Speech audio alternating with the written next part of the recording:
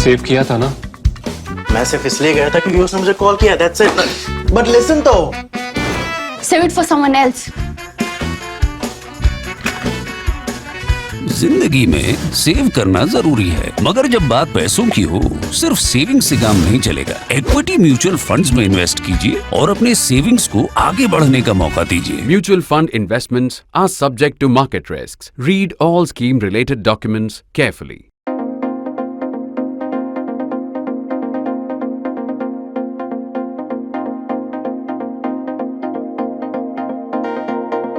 It's been almost 2 weeks now since Justin Trudeau lit that fire over the Nijjar killing. What should be the next steps from Modi government now? Let's divide this into two planes. On one, the Modi government should press on as now. No need to change anything. On the other, it would be wise to declare truce, call troops to the barracks, call them back to the barracks and not risk adding spark and fuel to what is a long dead fire. The first is the response to international questioning and criticism by Canada and its allies. This, the diplomats led by External Affairs Minister S. Jaishankar are handling more than adequately. They should continue to do so and push back.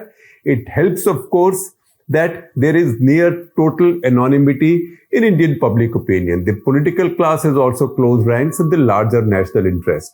On the other plane is the response at home, or more specifically in Punjab. It has come in the form of raids on exiled, mostly to Canada, gangsters and separatists, terrorists, connections and seizure of their assets. That's where our call to declare a truce and to call troops back home to the barracks might raise eyebrows. We are in fact going a step further in even suggesting that the government and the BJP pipe down even on propaganda in domestic media, especially on warrior TV channels and social media. There is no percentage to be had in rousing nationalism against the Sikh community or playing with anything that feeds polarization, a Hindu-Sikh kind of polarization. Just because Trudeau in his juvenility has declared war on the Modi government, it is no reason for India to launch hostilities with their own people, with our own people in Punjab. A reasonable question would follow then. If these are really such bad guys, these gangsters, drug smugglers, terrorists, extremists, if these are really such bad guys, and they indeed are, how does it help India's cause to go soft on them? The argument goes, Trudeau has given us an opening. We have been complacent for far too long, so we might as well go for the kill and finish the problem once and for all. A counter question from me could be, so what is the problem? A man we charged with engineering organized terror hits in our Punjab was killed in Canada in June. We shed no tears for him. Good riddance would be more like the Indian response if diplomatic hypocrisies, read niceties, didn't come in the way. The question is, why should this crackdown in Punjab come now, 15 weeks after his killing, if not merely in reaction to Trudeau's provocation? Why must we take that provocation? However irritating Trudeau's charge might have been, it hasn't suddenly made us realize that a problem has festered in the remnants of the radical Sikh politics in Punjab. The only time it looked like a real threat was rising in Punjab and that separatism had found a new radical preacher with mass following, that a Bhindranwale look-alike of sorts had risen, the state acted. Amritpal Singh had descended on Punjab from Dubai in somewhat mysterious circumstances. He was attracting droves to hear him speak fully in the Bhindranwale metaphor, but with one critical difference. Bhindranwale never used the expression Khalistan, never gave a call for it. In fact, even when he was asked by journalists like us that do you believe in Khalistan? Are you demanding Khalistan? His only answer would be, I will never ask for Khalistan, but if they give it to me, I will take it, right? He never otherwise made the demand in public. Amritpal wouldn't complete any conversation without mentioning the word Khalistan. The government let the crisis fester and was only jolted into action once this new maybe Bhindranwale had stormed a police station and freed his henchmen detained there. We have taken note of this in action in national interest columns as well.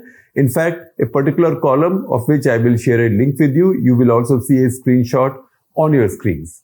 It was widely believed, and perhaps correctly, that the governments were hesitant to take strong action as Amritpal's popularity on the ground seemed real? Did they really want to arrest him, risk violence, and then things spiraling out of control, a chain reaction getting set in, and the return of something like a Bhindranwale phase sequel? Finally, in April this year, the central and the state governments had enough.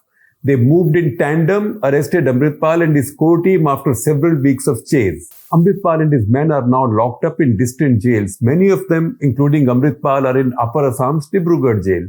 It did not result in any violence or mass protests, not even a whimper. It was as if the people of Punjab were silently sighing in relief. The Amritpal episode briefly created concerns, but in the end, these were buried. The lack of reaction to his arrest proved yet again that the talk of his mass popularity was just that, talk. It reaffirmed the belief that the Sikhs have no nostalgia for the malevolent decade of 1983-93. If in that bloody decade, it was the Punjabis, mostly Sikhs themselves, who defeated separatism and terror, even now they are the bulwark against its return. We must stop being paranoid. That is the only fact on the ground that matters. Anything that happens in Canada, anything that a Trudeau says or a Gurpatwant Singh Pannu brags about doesn't matter. And if there are no demons on the ground in Punjab, who have we launched a war on? And if they exist, why not earlier? Or why can't it be done in the course of time? What's the haste? The desperation for headlines, a dozen prime-time so-called debates every evening tossing around the K word.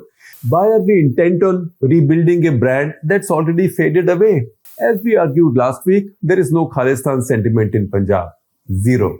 Brampton is not in Punjab. They might have imported some people from Punjab, but Brampton is not in Punjab. It's also much too small. The more we talk about it, the more we attack it, the more we risk raising a long-buried ghost. What's worse, the loosely used epithets such as terrorist, extremist, and anti-national will be seen by the Sikhs as nasty, insulting, and provocative trolling. It will put some backs up. It can put some backs up.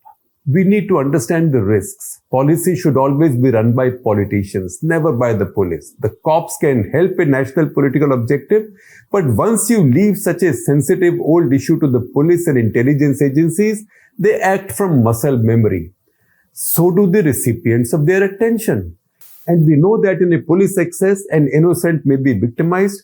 Even the family members of really bad guys, like those based in Canada, may be unfairly targeted. That can then spark another cycle of anger and revenge. We've seen this play out before. It will be silly to get carried away and cede Punjab to the same people and institutions who fought a full-blown insurgency before. There is no such thing to fight right now. To be called a bleeding heart liberal or peacenik isn't such a good thing these days. It's almost like a gali, almost a term of abuse. It would also seem counterintuitive if you've been following my writings on these issues over many years, in fact, over 4 decades. That's why we have argued our case in so much detail in this week's National Interest.